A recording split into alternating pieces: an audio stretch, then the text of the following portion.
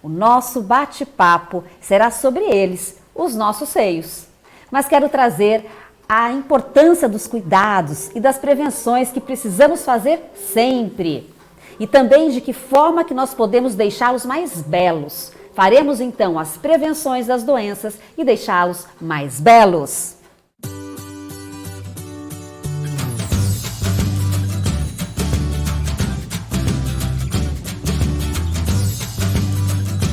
E a cada novo programa que procuramos trazer para vocês mais informações de como manter a nossa saúde em dia. Por isso hoje eu convidei uma mastologista, porque não temos como falar dos seios sem falar da saúde deles com uma especialista. Então, seja bem-vinda, minha querida doutora Milucci, mastologista. Boa noite, Patrícia. Eu queria primeiramente agradecer o convite, é um prazer estar aqui com vocês. Eu espero que hoje a gente possa esclarecer as dúvidas, eu estou aqui para ajudar, para a gente tentar diminuir o medo que rodeia esse assunto da mama, para a gente começar a lidar com isso com mais tranquilidade e poder ajudar a essa chegada que às vezes é tão ansiosa para a gente das dúvidas de mama, fazer isso ficar mais tranquilo. Eu espero poder ajudar e colaborar com vocês essa noite. Mais uma convidada muito querida, a minha querida cirurgiã plástica, que também hoje está aqui nos ajudando com o tema na saúde do seio. Seja bem-vinda, então, doutora Daniela Zavatini. Boa noite, Paty. É um prazer estar aqui com vocês. Eu espero que hoje a gente possa ter um bate-papo bem gostoso sobre esse tema tão curioso e tão corriqueiro para nós mulheres, né? Que é falar sobre os seios. Então, vamos tirar as dúvidas, gente. Manda as dúvidas para a gente poder responder para vocês. É um prazer estar aqui. Muito bom! Gente, o médico mastologista é o especialista que cuida da saúde das nossas mamas. Mas muitas vezes as mulheres elas acabam procurando a nós ginecologistas antes. E aí nós acabamos fazendo o encaminhamento por algum motivo.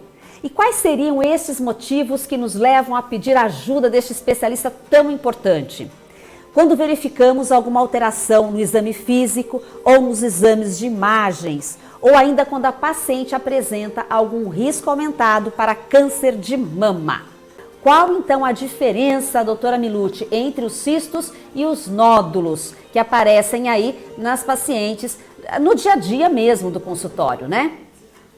É isso aí, vamos lá. Então, os cistos, na maioria das vezes, eles são bolhas de líquido que aparecem dentro da mama.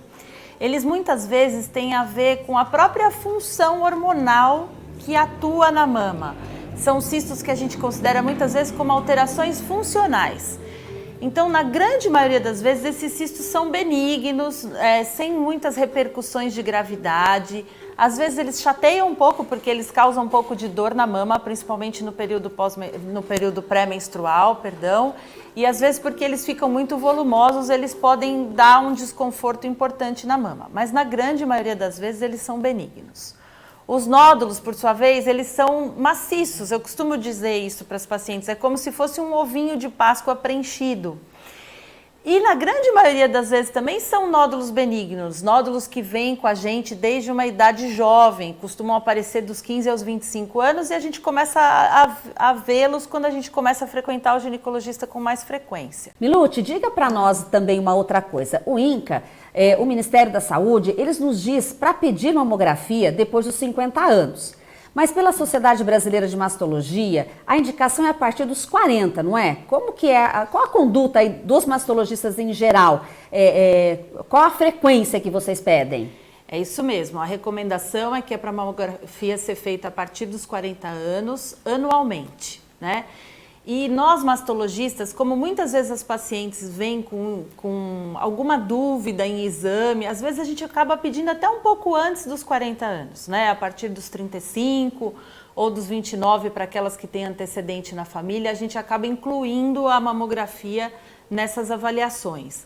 Mas hoje em dia o recomendado é que seja feito a partir dos 40 anos, anualmente, como método de rastreamento mesmo. Diga para nós também um pouquinho sobre os exames de imagem que nós mais pedimos para avaliar as mamas e quais são as indicações, doutora Milucci? Então, na verdade, a mamografia é o exame de escolha, né, para o rastreamento do câncer de mama. Mas muitas vezes a gente lança a mão da ultrassonografia e da ressonância de mama hoje também, com um resultado muito importante em complementação da avaliação. O que eu costumo dizer é que um não substitui o outro, e sim um complementa o outro. É importante que a gente tenha esses recursos em mãos para que a gente tenha melhores avaliações. Então hoje, com uma frequência muito grande, a gente faz mamografia com o ultrassom já associado, e muitas vezes ainda a gente pede para fazer ressonância magnética de mamas que são muito densas em glândula, e ela pode ajudar a gente também nessa avaliação. Agora, eu tenho pacientes que, além dos calores, elas acabam, ou às vezes não têm calores também, elas têm o câncer de mama e elas estão na menopausa, tiveram câncer de mama, trataram, estão na menopausa e tem a queixa de atrofia, de ressecamento vaginal, dor para ter relação, dificuldade na relação com o marido. E o que acontece, Dani, Milute e tudo mais? Eu tenho feito, nessas pacientes, eu tenho indicado com uma certa frequência o laser íntimo.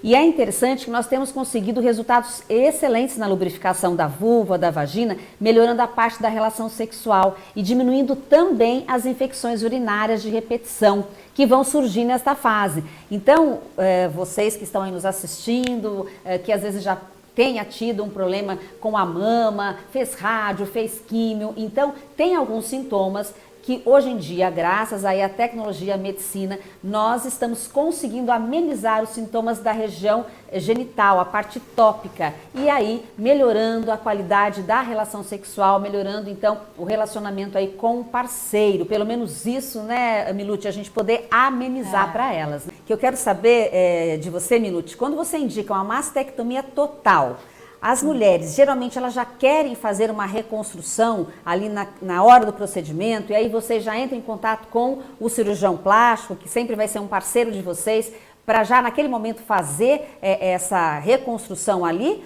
Como que funciona? Então, eu costumo falar para todo mundo, não existe mais mulher sair sem mama do centro cirúrgico, né? A não ser que exista uma contraindicação formal de que isso seja feito. Eu brinco com elas, eu falo, é o momento de dar o upgrade, de entrar na reforma, vamos a gente dar essa oportunidade, né? Porque eu acho que hoje a mastectomia não tem como ela vir sem a cirurgia plástica junto. A gente trabalha com o cirurgião plástico colado na gente, né? Hoje, às vezes, até em cirurgias de quadrante mesmo, em que a gente não faz a retirada total da mama, e sim de uma parte da mama, tem muita paciente que opta por entrar com o cirurgião plástico junto para já simetrizar, já deixar a coisa mais legal. Eu acho que isso tem um valor muito importante no tratamento mesmo, de sair mais contente do centro cirúrgico, enfim, de bem com o tratamento, né? Ok.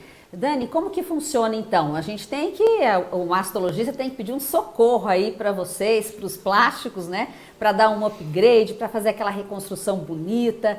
Como é que funciona esse trabalho de vocês, que vem aí, a parte que vai deixar as mulheres saindo felizes ali na hora, né, Milute? Com uma mama nova. Com certeza.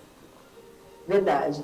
A reconstrução de mama eu acho fundamental, eu acho que esse novo conceito de que a paciente já, no mesmo tempo, faz a retirada da mama, a mastectomia, e simultaneamente já faz o primeiro tempo da reconstrução de mama, eu acho que isso é fundamental, né? Eu acho que isso faz com que a autoestima dessa paciente não caia, com que ela se sinta mulher, né? E a gente sabe que a mama é um fator muito importante para a mulher, né? Para esse sentimento de eu sou mulher, para ter essa autoestima. O tipo de reconstrução vai variar muito de acordo com o tipo de mastectomia, né? Então, como a Milute falou, desde as quadrantectomias, que a gente pode fazer uma pequena simetrização. O que é isso? Quando a gente tira um pedaço de uma mama, a gente vai ter uma diferença do outro lado, e então a gente faz a cirurgia do outro lado para corrigir isso, né? Hoje, uma coisa que se fala muito são as mastectomias profiláticas, onde se tira toda a mama e preserva-se a pele. Então, a gente troca a mama por uma prótese de silicone, né? Desde as grandes reconstruções, que são retirada de músculos, do abdômen ou das costas, junto com a colocação ou não de próteses de silicone, em um primeiro tempo, e em um segundo tempo reconstruindo a areola, ou optando por uma micropigmentação. Então, tudo isso junto com o mastologista é um planejamento onde a gente vai junto tratar e buscar a melhor forma para reconstruir essa mama. Ô Dani, e fazendo essa pergunta sobre a auréola, né? Depois que fez a mastectomia, enfim, e essa dermopigmentação que vocês chamam, né? Dermopigmentação das auréolas, depois de quanto tempo que fez a mastectomia, aí vocês fizeram a reconstrução, quanto tempo depois que a paciente pode fazer essa reconstrução desse mamilo, dessa auréola?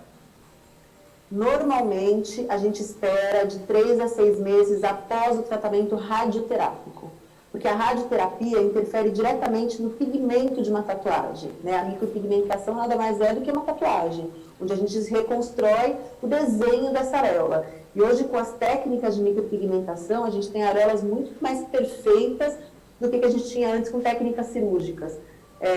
Mas a gente precisa que essa mama esteja com os tratamentos de radioterápico, que muitas vezes é super importante e muito presente no tratamento pós-operatório de uma mastectomia. A gente precisa que isso esteja finalizado para que se possa fazer a reconstrução sem ter alteração do pigmento.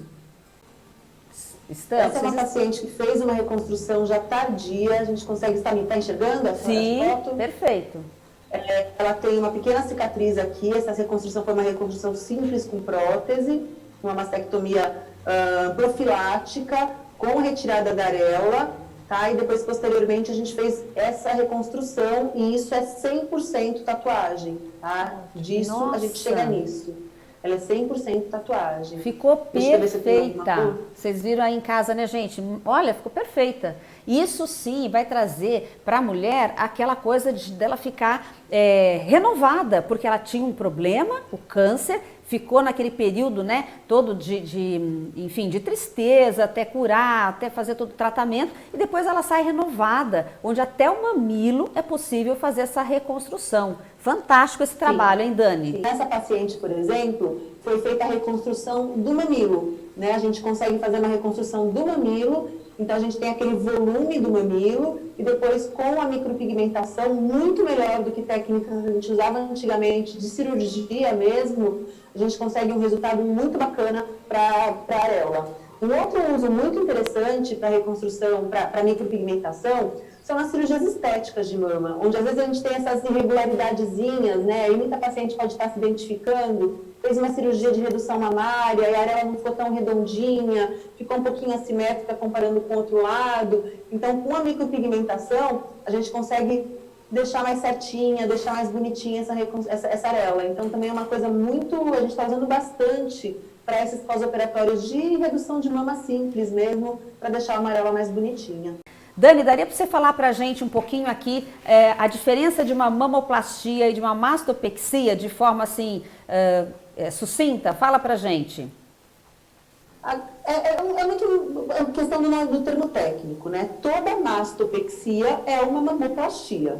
Toda mamoplastia, a gente faz uma mastopexia. O que quer dizer em termos técnicos? Mastopexia é a elevação do tecido mamário, é um reposicionamento da mama. A gente tem uma mama caída, que a gente vai reposicionar essa mama, reposicionar a posição da areola, colocando prótese ou não.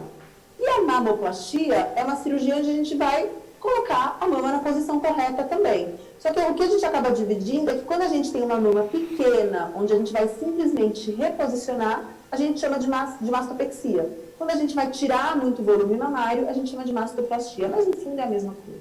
Ok, muito bom, gente.